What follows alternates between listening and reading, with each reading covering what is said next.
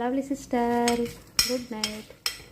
Evening sambar పెడుతున్నాను, ములక్కాడ సాంబార్ అనమాట. ఎప్పుడైనా ఏ రసానికైనా తాలింపు ఇలాగ మంచిగా వేగాలి. ఓకే, మంచిగా వేగిందనుకో టేస్ట్ ఉంటుంది అనమాట. ములక్కాడ సాంబార్ చాలా బాగుంటుంది. ఆంధ్ర ములక్కాడ సాంబార్. లైక్ చేయండి, సబ్స్క్రైబర్ చేసుకోండి, కామెంట్ పెట్టండి. ఓకేనా? మర్చిపోయారనుకో మీ ఇంటికి వచ్చేస్తాను. ఇల్లు కూడా లేదు అసలు నాకు, వచ్చేస్తాను. కానీ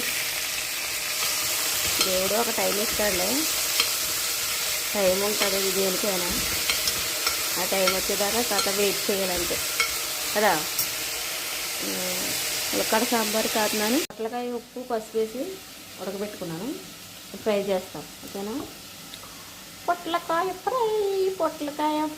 సాంబార్లో పసుపు, కారం, సాంబార్ పౌడర్, ఉప్పు వేసుకున్నాను.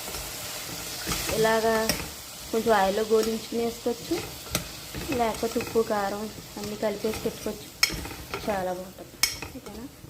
కాసేపు అంతే, అలా కాసేపు ఉన్నాక ఇదిగో పప్పు ఉడకబెట్టుకున్నాను. చింతపండు కూడా ఇందులోనే వేస్తాను.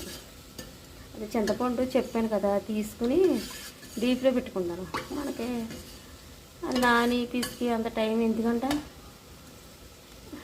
ఏటెట్టు తిరుగుతున్నావే నువ్వు, చేతికి తగలకుండా ఇదిగో చింతపండు వేస్తానంట. కాసేపు మగ్గితే వేసేద్దాం ఆయిల్లో. ఏదన్నా లేకపోయినా గుడిసోనే ఉండాలి ఉండటానికి ఇల్లు, లేకపోతే ఎంతో చీటుగా చూస్తారు అందరూ. ఎవరో కదా మన అక్క చెల్లెళ్ళు, మన ఇంట్లో వాళ్ళు, మన తల్లిదండ్రులు చీటుగా చూస్తారు. కానీ భగవంతుడు ఒక టైం ఇస్తాడు కదా, వేసేసుకుందాం.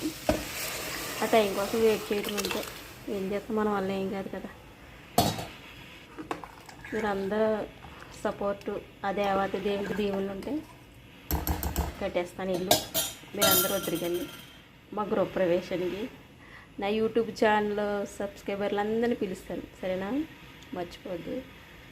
ఈరోజు కష్టం రావచ్చు, రేపన్నా రోజులు భగవంతుడు మంచి మేలే దాచుంచుంటాడు. అసలు చేస్తాడు చదువు మటుకు బాగా. పొట్లకాయలు పీచు పదార్థం ఒకటి చాలా మంచిది కలిపితే మోషన్ కూడా అవునోళ్ళు ఫ్రీగా అవుతుంది.